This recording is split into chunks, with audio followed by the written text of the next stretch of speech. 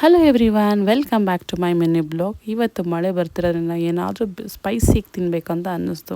ಆದರೆ ಇವತ್ತು ಗುರುವಾರ ನಾನ್ ವೆಜ್ ಅಂತೂ ಮಾಡೋಕ್ಕೆ ಆಗಲ್ಲ. ಸೊ ಮನೇಲೇ ಇದ್ದಂಥ ಸೋಯಾ ಚಂಕ್ನ ಯೂಸ್ ಮಾಡ್ಕೊಂಡು ಒಂದು ಕರಿ ಮಾಡಿದೆ.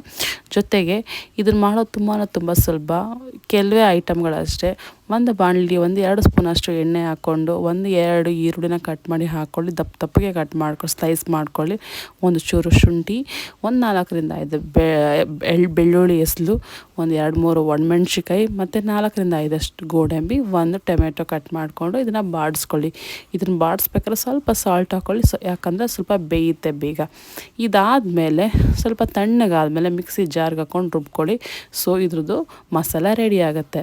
ಅದೇ ಬಾಣಲಿಗೆ 1 ಸ್ಪೂನ್ ಎಣ್ಣೆ, ಒಂದು ಚೂರು ಜೀರಿಗೆ, ಒಂದು ಬಾತಲೆ ಹಾಕಿ ಸ್ವಲ್ಪ ಚಿಲ್ಲಿ ಪೌಡ್ರು, ಸ್ವಲ್ಪ ಧನಿಯಾ ಪೌಡ್ರ್ ಹಾಕಿ ಅದನ್ನು ಬಾಡಿಸ್ಕೊಂಡು ಆದಮೇಲೆ ರುಬ್ಬಿರುವಂಥ ಮಿಶ್ರಣ ಅದರೊಳಗಡೆ ಮಿಕ್ಸ್ ಮಾಡೋದು.